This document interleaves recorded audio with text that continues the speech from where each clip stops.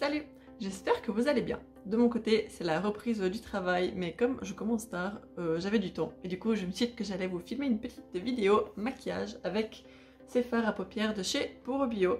Parce que voilà, ça fait un petit moment que je les ai, que j'aimerais les utiliser. Et puis du coup, c'est parti pour un maquillage un peu coloré pour cette reprise du travail.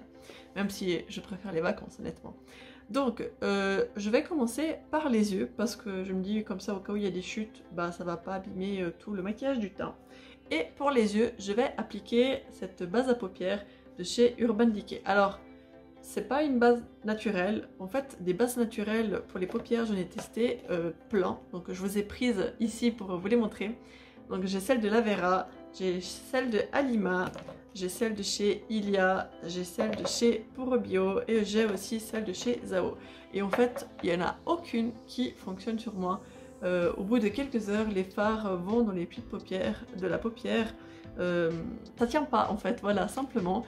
Et du coup, j'en ai marre de me maquiller puis que ça tienne pas. Alors écoutez, j'ai acheté celle-ci de chez Urban Decay, 50%. À la base, je voulais reprendre la violette, mais je me suis trompée. Et du coup, j'ai pris celle-là. C'est la Eden. Je crois que c'est pour les paupières matures. Non, je sais plus. Enfin bref, elle a un petit fini jaune, vous verrez. Mais en tout cas, voilà. Au moins comme ça, je sais que les fards ils vont tenir. Et puis voilà.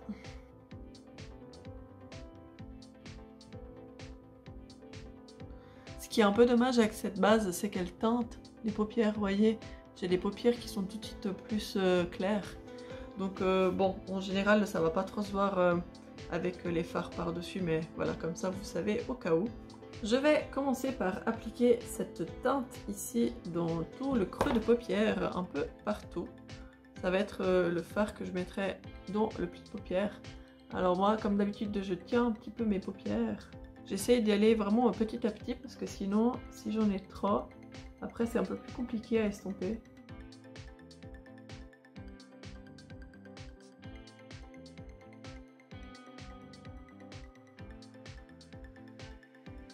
Voilà, en général, moi, le fard mat, voilà, je le prends et je le mets un peu, voilà, vraiment un peu comme ça partout sur toute la paupière, sans trop monter, mais de manière à ce que quand j'ouvre l'œil, on voit encore le fard en fait. Et je vais faire la même chose de l'autre côté. Oui, j'essaie, désolée, avec la frange, on voit pas grand chose. Hein. Elle est un peu longue, mais je la coupe régulièrement.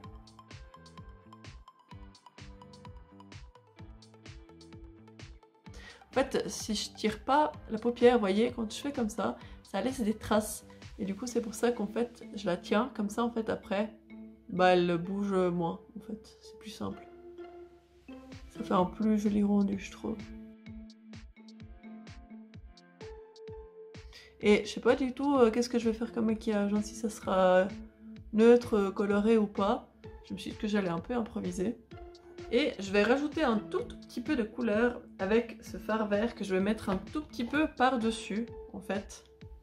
Juste pour apporter, voilà, une petite touche de couleur.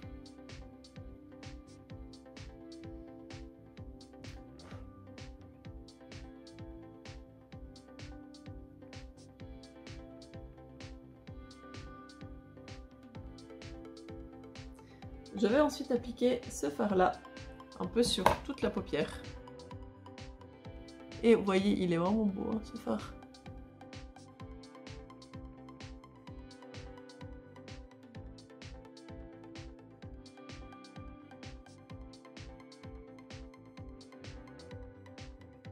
Donc je vais prendre ce noir-là et je vais l'appliquer dans le point externe, avec le même pinceau du début.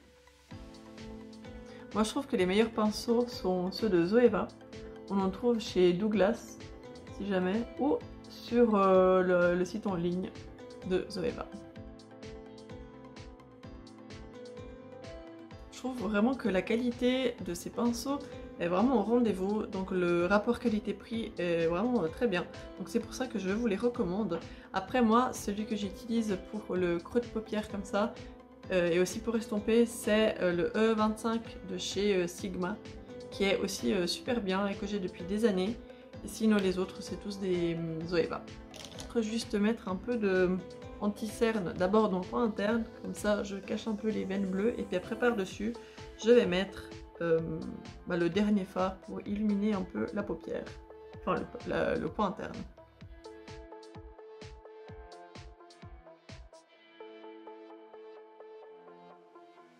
Donc c'était l'anti-cerne de chez Avril que j'utilise pour le coin interne et puis un petit peu pour les cernes. De toute façon, je préfère quelque chose d'assez léger maintenant pour les cernes. Et maintenant que j'ai fait ça, je vais peut-être poudrer un petit peu. Évidemment, j'ai pas pris mon pinceau, alors je vais le faire avec mon éponge. J'ai utilisé en fait la poudre de chez Boho. C'est une poudre libre, blanche, un peu translucide comme ça. Je crois que pour les peaux un peu plus foncées, il existe une version plus foncée aussi.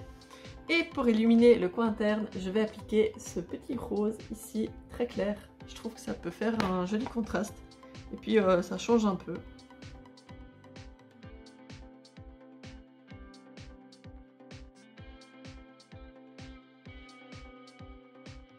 Voilà. Je vais mettre aussi un petit trait d'eyeliner avec le eyeliner Sweet and Safe de chez Absolution, qui a une pointe comme ça. Elle est assez dure la pointe, mais l'eyeliner en soi il est très bien. Je foire toujours mes eyeliners quand je me maquille, donc à la caméra, bon, donc vous en tiendrez pas rigueur. Je vais mettre un peu de mascara. Et je vais prendre deux mascaras différents parce que je trouve que séparément ils vont pas très bien ensemble. Mais ensemble, ils vont bien ensemble. Donc, c'est le mascara Brush Up de chez Evolution. Et puis c'est le mascara Mystic Volume de chez Boho. Celui-ci, il fait pas assez de volume. Et celui-là, il sépare pas assez bien les cils. Ou il tient pas trop, je sais plus. Quelque chose comme ça. En plus, je vous avais mis... je vous avais fait une vidéo sur les 5 mascaras que je recommande pas, et celui-ci et celui-là en faisaient partie. Donc si ça vous intéresse, je vous mets le lien dans la description. Et en attendant, je vais recourber mes cils avec le recourbe-cils. D'ailleurs, je cherche un recourbe-cils. Enfin, je cherche des recharges de recourbe-cils parce que j'ai l'impression qu'on n'en trouve pas. Et au lieu de racheter à chaque fois un recourbe-cils, bah, j'ai juste envie de racheter des recharges pour les mettre dans mes recourbe-cils. Mais j'ai l'impression que c'est quelque chose qui est inexistant.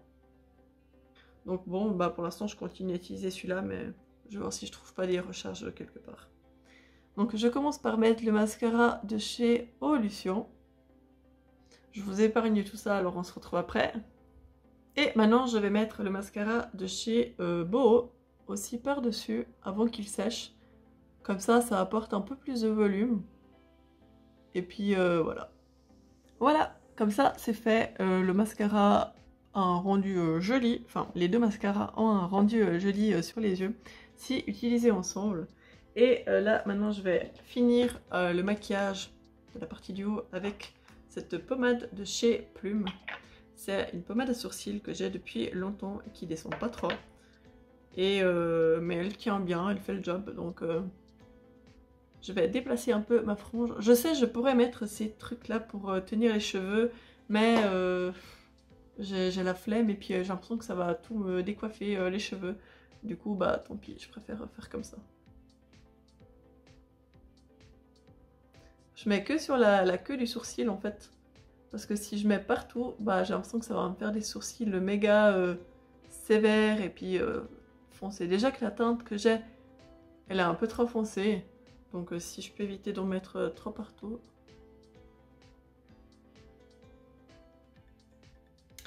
Voilà pour les sourcils. Donc maintenant pour le teint en fait, je vais pas me maquiller beaucoup le teint en fait parce qu'après je vais travailler et puis on a le masque. À moins que ça a changé, mais je pense pas.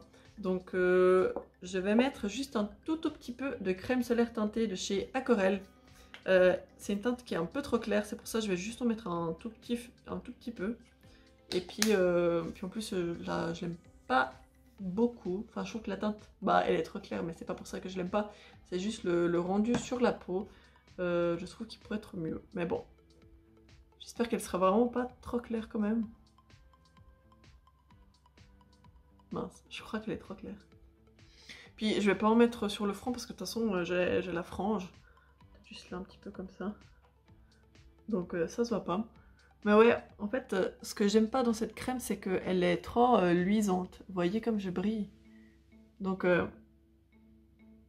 après, je sais pas, peut-être... il me semble pas que si je l'applique avec les mains, c'est différent, mais... Bon. Heureusement que la poudre matifiante est là pour matifier le tout. Et donc là, je vais prendre celle de chez Boho, que j'avais ouvert avant. Et je vais l'appliquer avec mon éponge. Donc comme ça, ça va bien matifier. Donc vous allez voir là, je brille. D'abord, j'en mets un peu grossièrement comme ça. Et après, j'estompe un peu. Tadam! Vous voyez comme je brille plus déjà?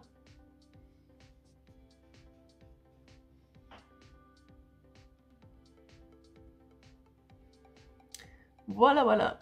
Donc, vous voyez, je brille plus. Cette poudre est parfaite. Je vais juste mettre un peu sur le front, voilà. Et puis finalement, écoutez, je trouve que ça fait pas trop... Enfin, ça dérange pas trop hein, avec le cou qui est aussi clair. Bon, je vais mettre un peu de blush quand même pour donner un peu de couleur à ce visage. Mais je trouve que ça va. Pour l'instant, on verra si ça dure dans le temps ou pas. Normalement, ça dure assez bien. Je trouve qu'elle est assez bien, cette poudre. Donc là, pour le blush, je vais prendre celui de chez Lavera. J'ai la teinte Charming Rose, qui est comme ça. Et comme j'ai oublié aussi tous mes pinceaux, en fait, je vais aussi l'appliquer avec l'éponge.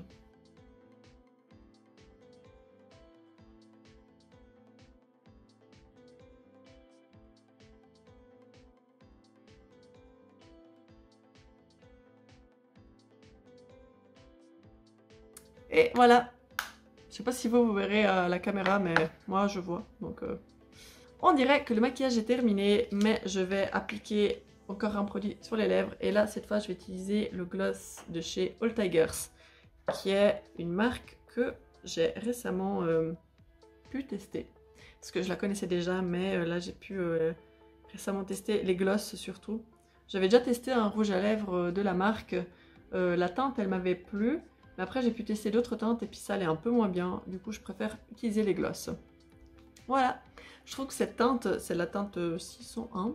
Je crois qu'il y a le nom quelque part, je vous le mettrai. Elle est vraiment trop jolie. Elle s'adapte avec tout. Elle est assez passe-partout aussi, je trouve. Et puis, il se peut qu'elle soit dans une future box. Donc, si vous voulez découvrir ce genre de teinte, ce genre de produit dans la prochaine Myrtilla Box, n'hésitez pas à la commander. C'est jusqu'au 25 août les inscriptions pour la box de septembre. Donc voilà, le maquillage est terminé. Merci beaucoup de l'avoir regardé cette vidéo. Et nous, on se retrouve samedi prochain pour une autre. Salut!